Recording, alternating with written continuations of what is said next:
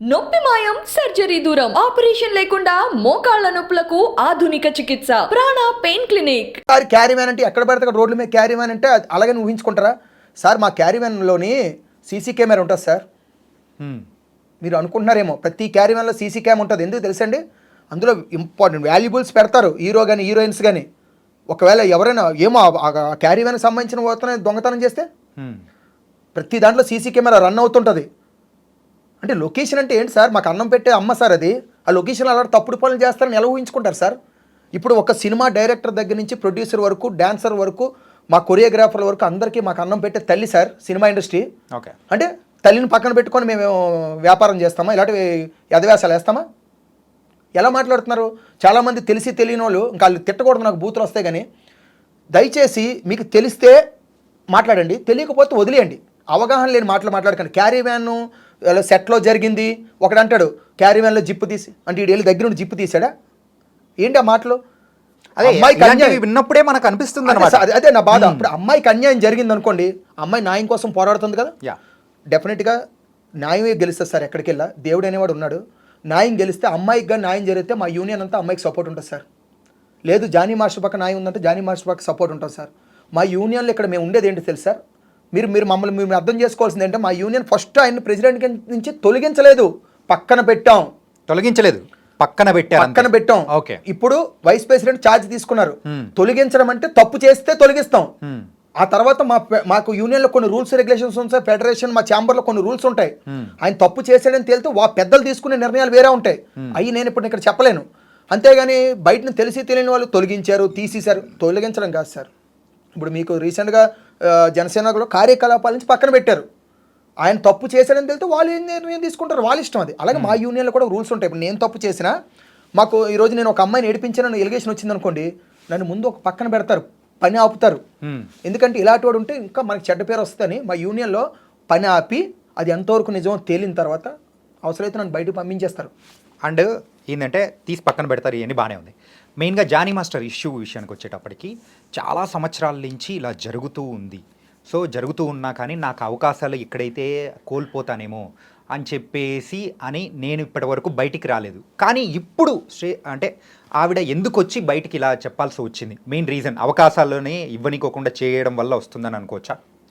ఒక question sir, అవకాశాలని ఎలాగొచ్చాయి? అమ్మాయి నేను అడుగుతున్నానండి.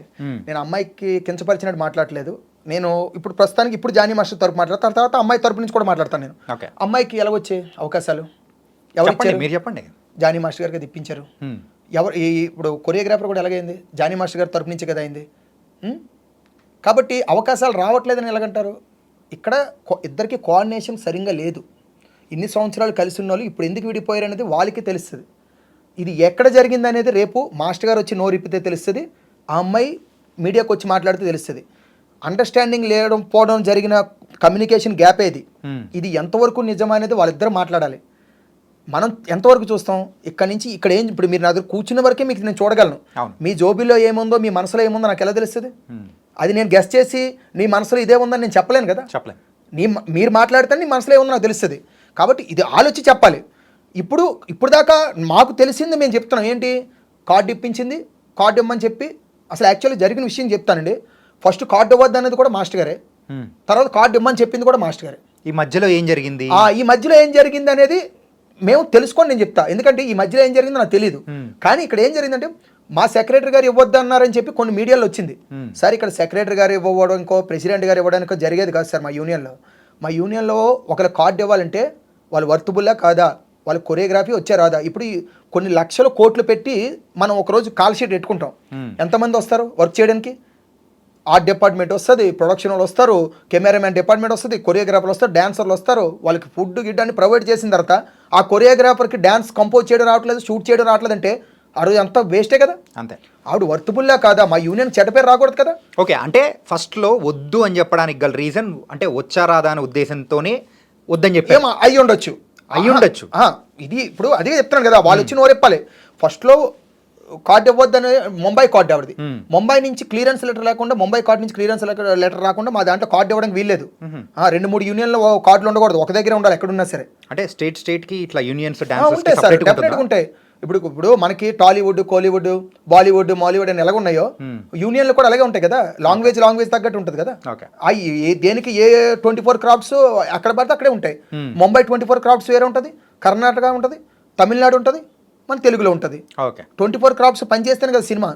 కాబట్టి అక్కడ ఎన్ఓసి లెటర్ తెచ్చుకున్న తర్వాత ఇక్కడ కార్డు ఇవ్వమని చెప్పి మాస్టర్ అని ఉండొచ్చు. తర్వాత ఆలించిన మధ్యలో ఏ గొడవ జరిగింది మాకు తెలియదు. మా సెక్రటరీ గారు ఆపడానికి కారణం ఏంటంటే జనరల్ బాడీ మీటింగ్ పెట్టి నేను ఇస్తాను, నేను ఒక్క డిసిజన్ కాదు కదా. మేము ఇప్పుడు ఈరోజు సెక్రటరీ గారు ఇచ్చారనుకోండి కార్డు, రేపు ఎలక్షన్లో అయితే ఆయన లోడించేస్తాం మేము. ఎందుకంటే ఇక్కడ 650 మంది మాకు ఒక స్ట్రెంత్ ఉంటుంది సార్. డాన్సర్స్, మాస్టర్స్, అక్కలు, అన్నలు, చెల్లెళ్ళు, మా సీనియర్ అన్నలు అందరం కలిసి ఉంటాం ఒక యూనియన్. ఆ యూనియన్లో మాకు జనరల్ బాడీ పెట్టి సార్ ఈ పలానా కార్డు ఇద్దాం అనుకుంటున్నాం అంటే ఆవిడ ఏం చేసింది, ఫర్దర్గా ఎన్ని సాంగులకు అసిస్టెంట్లుగా చేసింది, ఆవిడ డెమో చూసారా, ఓకే ఇప్పుడు ఇవ్వండి, లేదు ఇంకోలా కూడా ఇవ్వచ్చు. ఆవిడలో టాలెంట్ చూసి ఏ ప్రొడ్యూసర్ కానీ లేదంటే ఏ డైరెక్టర్ కానీ ఒక హీరో కానీ రికమెండ్ చేసి నేను సాంగ్ ఇస్తున్నాను మీరు కార్డు ఇవ్వండి అంటే మేము ఇస్తాం. ఎందుకంటే ఆయనకి లేని భయం మాకెందుకు, మా యూనియన్ చెడ్డ పేరు రాదు. అప్పుడు ఆయన హీరో గారి సాంగ్ ఆయనగా చేసుకుంటారు, ఆవిడతో చేయించుకుంటారు, ఏ లాస్ అయినా హీరో చూసుకుంటారు, మాకు సంబంధం లేదు. అలా రికమెండేషన్ ఉన్న ఇస్తాం. ఎందుకంటే వాళ్ళకి నమ్మకం ఉంటేనే ఇస్తారు, ఏ హీరో కూడా నమ్మకం లేకుండా ఎవరికి రికమెండ్ చేయరు. కాబట్టి అలా ఇస్తాం. వీళ్ళు ఇక్కడ మధ్యలో కొన్ని కాంబినేషన్లో సెక్రటరీ గారు ఇవ్వలేదు, యూనియన్ సభ్యులు ఇవ్వలేదు, కొందరు మాస్టర్లు అడ్డారు, తప్పుడు మాట అది సార్. ఎవరు తీసుకోరు సార్. ఇప్పుడు మీకు టీవీ9 ఉంది, టీవీ9 నుంచి టీ న్యూస్ వరకు ఉన్నాయి. మరి ఇప్పుడు ఐ డ్రీమ్ న్యూస్ ఎందుకు వచ్చింది అంటే వాటిని తొక్కడానికి వచ్చారా మీరు? మీ ఎవరు వర్క్ అనుకుంటుంది. ఏ మాస్టర్ వస్తే ఏ మాస్టర్ వరకు పోదు సార్.